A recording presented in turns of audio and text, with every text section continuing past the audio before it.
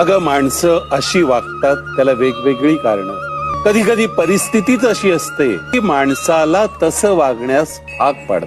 कधी कधी मनुष्य स्वभाव, मनुष्य इतका स्वार्थी असतो की आपल्या स्वार्थापायी तो कुठच्याही थराला जायला मागे पुढे पाहत नाही. कधी कधी नियती माणसाला तसं वागण्यास भाग पाडते.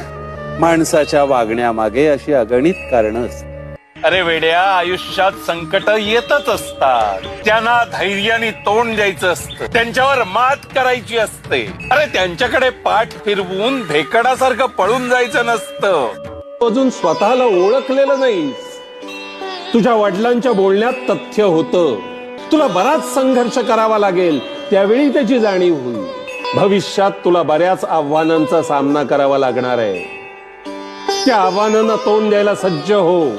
या पुढील आयुष्यात बरेच धक्के पचवशील ना, त्यावेळी तू तुझ्या वडिलांची इच्छा पूर्ण करू शकशील.